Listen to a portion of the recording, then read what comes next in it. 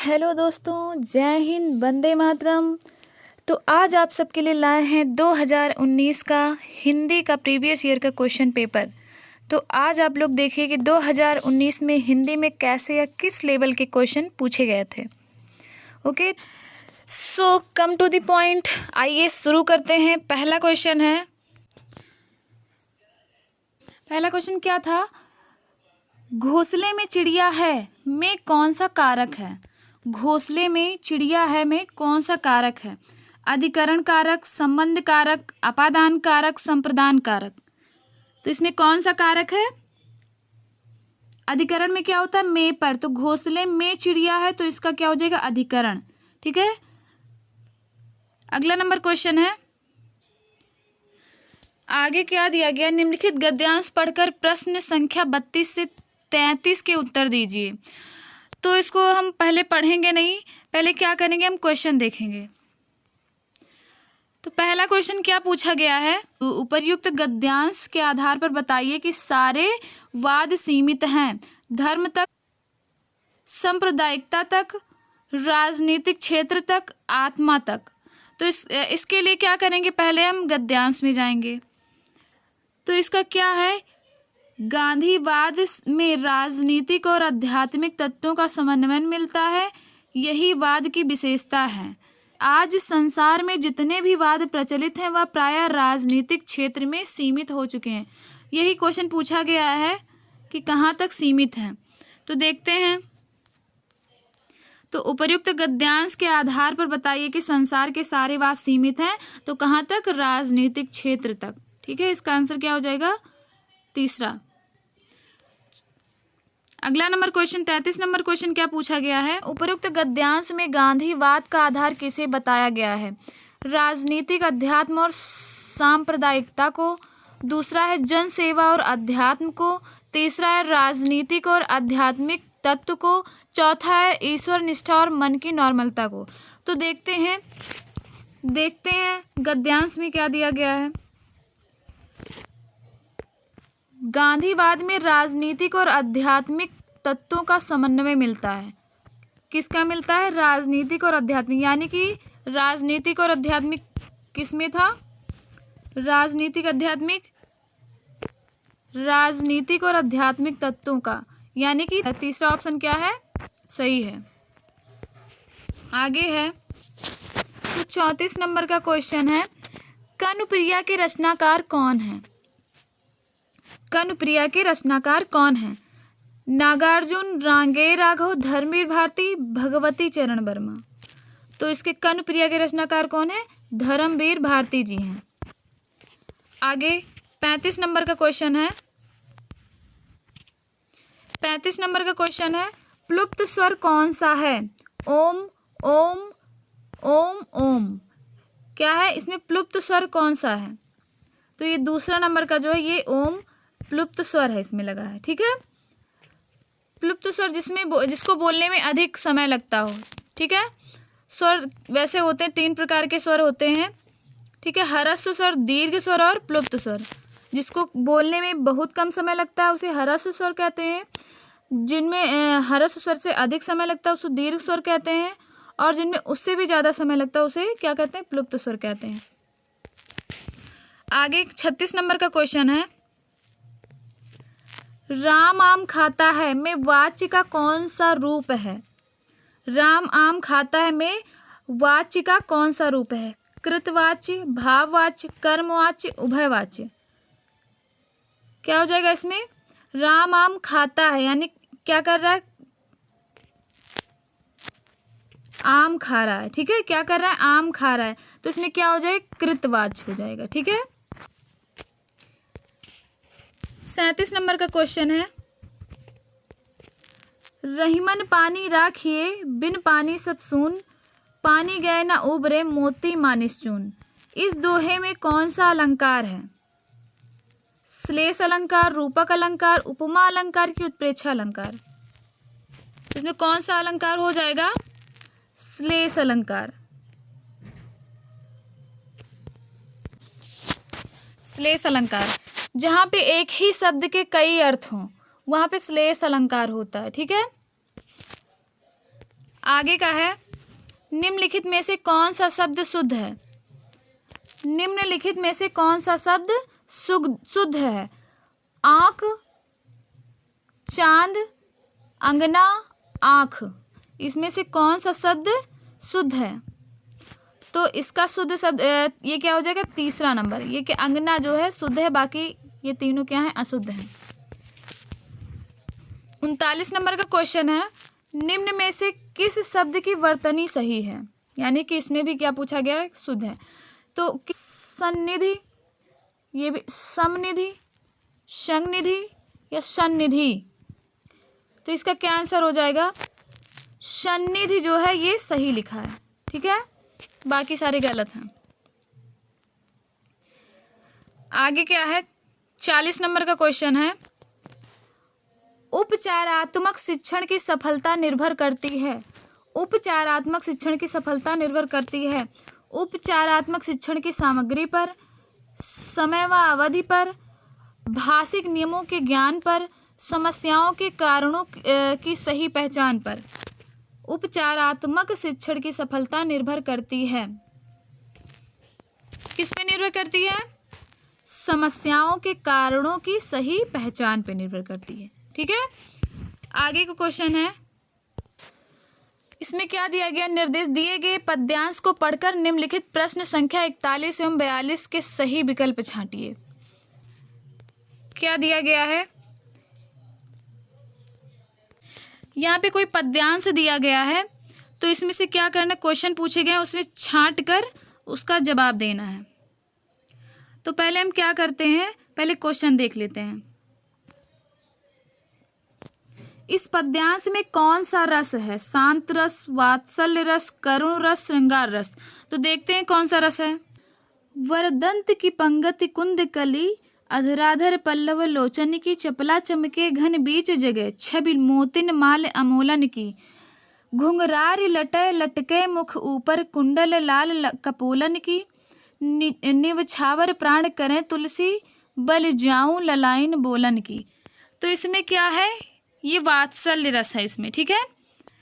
तो ये तुलसीदास जी ने राम भगवान के बचपन का वर्णन किया इसमें, तो इसीलिए यहाँ पे क्या हो जाएगा? यहाँ पे क्या हो जाएगा? वात्सल्य रस, ठीक है। वात्सल्य रस में क्या होता है? माता के प्रति, अपने पुत्र या पुत्र के प्रति माता का जो प्रेम होता है उसको वात्सल्य रस में इसका वर्णन किया गया है, ठीक है। तो ये क्या हो जाएगा? वात्सल्य रस, ठीक है। आगे है, उपरोक्त पद किस कवि का है? तो ये तो पता ही है आप लोगों को। इसमें ऑप्शन दिया गया कबीरदास, सूरदास, जायसी, तुलसीदास। तो तुलसीदास इज राइट आंसर, ठीक है। आगे है, उच्चारण सा जो है दंत है, तो ये क्या है? दूसरा क्या है? सही है। छोटा सा जो होता है वो दंत होता है। आगे क्वेश्चन है 44 नंबर का, निम्न में कौन सा कथन अशुद्ध है? क्या है? अशुद्ध है। विसर्ग कंठवर्ण है, हिंदी में ज्ञा का उच्चारण परंपरा से भिन्न हो गया है, दो महाप्राण व्यंजनों का उच्चारण एक साथ हो सकता है, छत संयुक्त व्यंजन है। इसमें क्या पूछा गया? अशुद्ध बताना है, ठीक है। तो अशुद्ध कौन सा है? विसर्ग जो है कंठवर्ण है, ये सही है। हिंदी में ज्ञा का उच्चारण परंपरा से भिन्न हो गया है, ये भी सही है। दो महाप्राण व्यंजनों का उच्चारण एक साथ हो सकता है, गलत है, ये नहीं हो सकता है। और छत जो है संयुक्त व्यंजन है, ये भी सही है, ये भी सही है, ये नहीं हो सकता, इसलिए ये सही आंसर है, ठीक है। 45 नंबर का क्वेश्चन है, मेरे लड़के में मेरी आज्ञा का पालन नहीं किया। मेरे लड़के ने मेरी आज्ञा का पालन नहीं किया। वाक्य में लड़के के विषय में कौन सा विकल्प अशुद्ध है? लड़के के विषय में कौन सा विकल्प अशुद्ध है? एक वचन, कर्ता, पुल्लिंग, बहुवचन। क्या हो जाएगा? मेरे लड़के ने मेरी आज्ञा का पालन नहीं किया, तो एक वचन तो है ही, मेरे लड़के ने। कर्ता है, कर्ता भी सही है। पुल्लिंग है, पुल्लिंग भी सही है।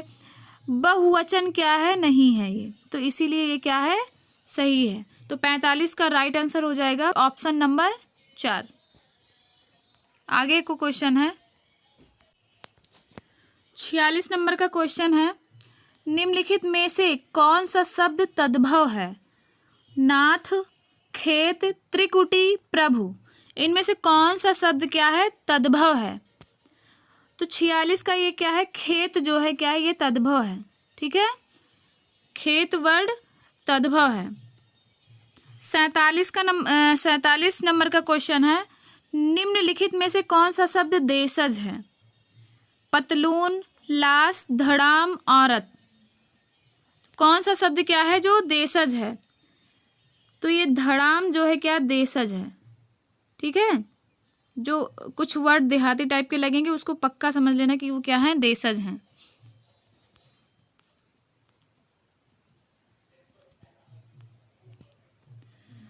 आगे है 48 नंबर का क्वेश्चन, छछूंदर के सिर पर चमेली का तेल का अर्थ क्या है?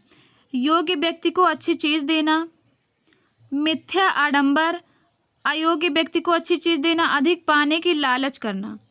तो 48 का आंसर क्या हो जाएगा, छछूंदर के सिर पे चमेली का तेल, यानी कि अयोग्य व्यक्ति को अच्छी चीज देना। ठीक है, आगे 49 नंबर का क्वेश्चन है, ऋग्वेद का संधि विच्छेद क्या होगा? ऋग्वेद का संधि विच्छेद क्या होगा? ऋग प्लस वेद, ऋक प्लस वेद, रि प्लस वेद या रि प्लस गवेद, इसका क्या आंसर हो जाएगा? तो इसका राइट आंसर हो जाएगा ऋक प्लस वेद। क्या हो जाएगा, ऋक प्लस वेद। 50 नंबर का क्वेश्चन है, आप बीती शब्द में समास है। आप बीती शब्द में समास है, तत्पुरुष समास, द्वंद्व समास, कर्मधारय समास, द्विगु समास। इसमें कौन सा समास है, तत्पुरुष समास। क्या हो जाएगा, तत्पुरुष समास। आप पर बीती, जो कौन सा तत्पुरुष है, अधिकरण तत्पुरुष। आगे है प्रयोजन का समानार्थी शब्द नहीं है। प्रयोजन का समानार्थी शब्द नहीं है, उद्देश्य, हेतु, लक्ष्य, नियोजन। प्रयोजन का समानार्थी शब्द नहीं है, तो क्या हो जाएगा, नियोजन क्या है, प्रयोजन का समानार्थी शब्द नहीं है। 52 नंबर का क्वेश्चन है, ऋजु का विलोम शब्द है सीधा, त्रिकोण, सरल, वक्र। ऋजु का विलोम शब्द है, तो 52 नंबर का क्या आंसर हो जाएगा, वक्र। ऋजु का विलोम क्या है, वक्र। बाकी ऋजु का सीधा, त्रिकोण, सरल, ये क्या है, समानार्थी शब्द है, पर्यायवाची शब्द। बाकी ये वक्र क्या है, इसका विलोम शब्द है। आगे 53 नंबर का क्वेश्चन क्या है, निम्नलिखित विकल्पों में किस विकल्प में विशेषण का निर्देश अशुद्ध है? निम्न विकल्पों में से किस विकल्प में विशेषण का निर्देश अशुद्ध है? 26 पूर्णांक बोधक, दूसरा क्रमवाचक, ढाई अपूर्ण बोधक, वह नौकर कोई विशेषण नहीं है। तो इसका राइट आंसर हो जाएगा वह नौकर। ठीक है, ये भी क्या है, इसमें भी क्या है, विशेषण है, वह दिया गया है, वह नौकर। ठीक है, तो ये भी विशेषण है, इसीलिए सही है। ठीक है, इसमें पूछा गया विशेषण का निर्देश अशुद्ध है किसमें, तो इसमें क्या है, ये निर्देश जो दिया गया कोई विशेषण नहीं है, ये अशुद्ध है। आगे है 54 नंबर का क्वेश्चन पूछा गया था, आप भला तो जग भला वाक्य में सर्वनाम के किस भेद का बोध होता है? आप भले तो जग भला वाक्य में सर्वनाम के किस भेद का बोध होता है? संबंधवाचक सर्वनाम, अनिश्चयवाचक सर्वनाम, निजवाचक सर्वनाम की प्रश्नवाचक सर्वनाम। ठीक है, तो 54 नंबर का राइट आंसर हो जाएगा निजवाचक सर्वनाम। आप भले तो जग भला क्या है, निजवाचक सर्वनाम है। ठीक है, आगे है 55 नंबर का क्वेश्चन है, निम्नलिखित में से 56 नंबर का क्वेश्चन हो जाएगा, प्रकाशन वर्ष की दृष्टि से डॉक्टर हरिवंश राय बच्चन की रचनाओं का सही अनुक्रम है। प्रकाशन की दृष्टि से डॉक्टर हरिवंश राय बच्चन की रचनाओं का सही अनुक्रम है। क्या सही अनुक्रम है, थोड़ा ऊपर कर दें, मधुबाला, मधुशाला, निशा निमंत्रण, मधुकलश। मधुशाला, मधुबाला, मधुकलश, निशा निमंत्रण। मधुकलश, मधुबाला, मधुशाला, निशा निमंत्रण। आगे है निशा निमंत्रण, मधुबाला, मधुकलश, मधुशाला। तो इसमें हरिवंश राय बच्चन की रचनाओं का सही अनुक्रम क्या हो जाएगा? सबसे पहले इन्होंने क्या लिखा था? सबसे पहले इन्होंने लिखा था मधुशाला, ठीक है, तो मधुशाला पहले हो जाएगा, उसके बाद मधुबाला, फिर मधुकलश, फिर निशा निमंत्रण, यानी कि इसका राइट आंसर हो जाएगा दूसरा नंबर, ठीक है। फिर आगे है 57 नंबर का क्वेश्चन है, सुमेल कीजिए। हिंदी साहित्य सम्मेलन, काशी नागरी प्रचारी सभा, राष्ट्रभाषा प्रचार समिति। तो इसका क्या आंसर हो जाएगा? तो हिंदी साहित्य सम्मेलन कब हुआ था? हिंदी साहित्य सम्मेलन कब हुआ था? 1910 ईस्वी में, ठीक है। काशी नागरी प्रचारी सभा ये कब हुई थी? 1893 ईस्वी में। राष्ट्रभाषा प्रचार समिति वर्धा ये कब हुआ था?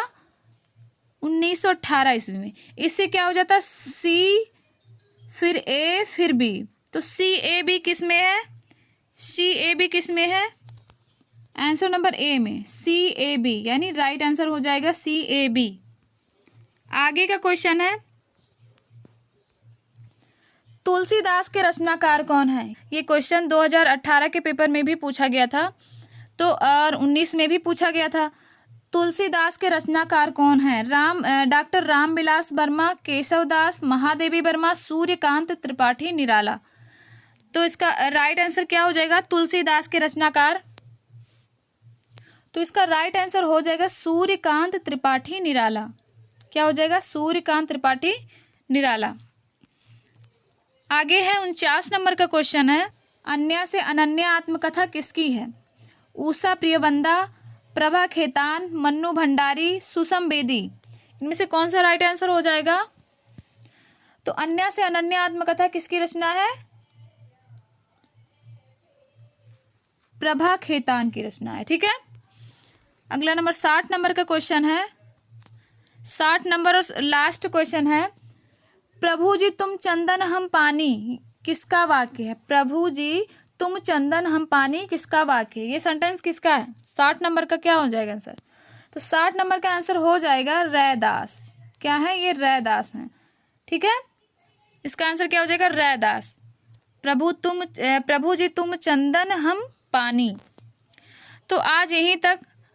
तो देखने के लिए धन्यवाद। अगर चैनल को सब्सक्राइब नहीं किया तो प्लीज़ चैनल को सब्सक्राइब कर लीजिएगा, लाइक भी कर दीजिएगा, ओके। और आगे का प्रैक्टिस सेट लेकर आएंगे 2018 के और सब्जेक्ट जो हैं बचे हुए हैं अभी, और 19 के जो सब्जेक्ट बचे हुए हैं मैथ वगैरह अभी प्रैक्टिस सेट करवाए जाएंगे, और 17 का, 15 का, सन 2013 का भी प्रैक्टिस सेट करवाया जाएगा। तो चाहते हैं कि आगे के भी प्रैक्टिस सेट लाए जाएं तो प्लीज़ चैनल को सब्सक्राइब कर लीजिएगा, सब्सक्राइब करना मत भूलिएगा। अगर वीडियो अच्छी लगी हो तो लाइक करना भी मत भूलिएगा, ओके। सब्सक्राइब करना मत भूलिएगा। अगर वीडियो अच्छी लगी हो तो लाइक करना भी मत भूलिएगा, ओके। Thanks for watching.